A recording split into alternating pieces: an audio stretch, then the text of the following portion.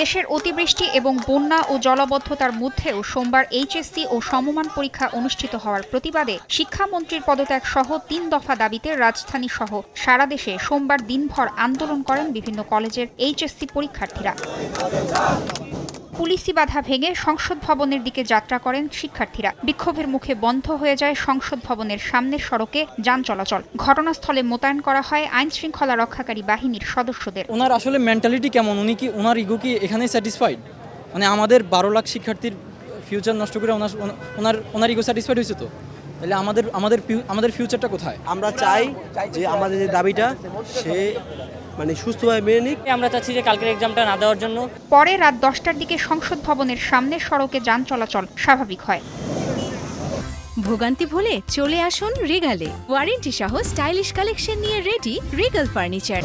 এর আগে সকালে উত্তরার বিএনএস সেন্টারের সামনেও সড়কে অবস্থান নেয় আন্দোলনকারীরা। এতে ঢাকা ময়মনসিংহ মহাসড়কে তৈরি হয় তীব্র যানজট। এলিভেটেড এক্সপ্রেসওয়েতেও তৈরি হয় গাড়ির জট। ভোগান্তিতে পড়েন সাধারণ মানুষ।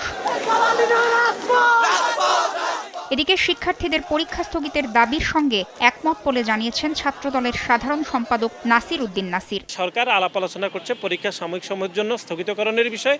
এই আলোচনার সাথে আমরাও একমত, কিন্তু বাকি যে আলোচনাগুলো এগুলো কোনো যুক্তি হতে পারে না। আলটিমেটাম দিয়ে পরিস্থিতি জটিল হবে এবং তৃতীয় কোনো পক্ষ তাদের আন্দোলনের মধ্যে ঢুকে এটাকে একটা সাবোটাইজ করার উপক্রম হচ্ছে। আমরা সেটি কিন্তু শিক্ষার্থীদেরকে মনে করিয়ে দিয়েছি।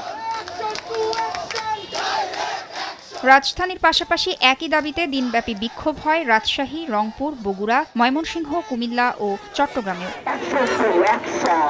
তাসনিয়া নিশাত, মিম, সময় সংবাদ, ঢাকা।